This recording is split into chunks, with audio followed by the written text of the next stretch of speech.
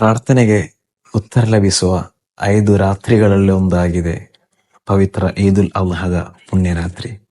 ಪ್ರವಾದಿ ಸಲ್ಲಲ್ಲಾಹು ಅಲೈಹಿ ವಸಲ್ಲಂ ಅವರು ಹೇಳುತ್ತಾರೆ, ಮನ್ ಅಹ್ಯಾ ಲೈಲತಲ್ ಫಿತ್ರಿ ವ ಲೈಲತಲ್ ಅಲ್ಹಾ ಲಮ್ ಯಮುತ್ ಕಲ್ಬುಹು ಯೌಮ ತಮೂತುಲ್.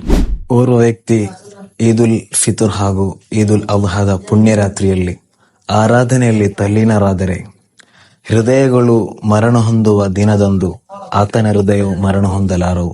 ಅದೇ ರೀತಿ ಪ್ರವಾದಿ ಸಲ್ಲಲ್ಲಾಹು ಅಲೈಹಿ ವಸಲ್ಲಂ ರವರು ಪವಿತ್ರವಾದ ಈದುಲ್ ಅಲ್ಹದ ಪುಣ್ಯರಾತ್ರಿಯಿಂದ ಅಯ್ಯಾಮು ತಶ್ರೀಕಿನ ದಿನದವರೆಗೂ ಎಲ್ಲ ಫರ್ದ ನಮಾಜಿನ ಬಳಿಕ 3 ಬಾರಿ ತಕ್ಬೀರ್ ಹೇಳುತ್ತಿದ್ದರು.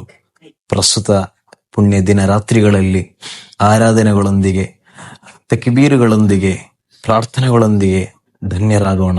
ಅಲ್ಲಾಹು ತೌಫೀಕ್ ನೀಡಲಿ. ಎಲ್ಲರಿಗೂ ಬಕ್ರೀದ್ ಹಬ್ಬದ ಶುಭಾಶಯಗಳು.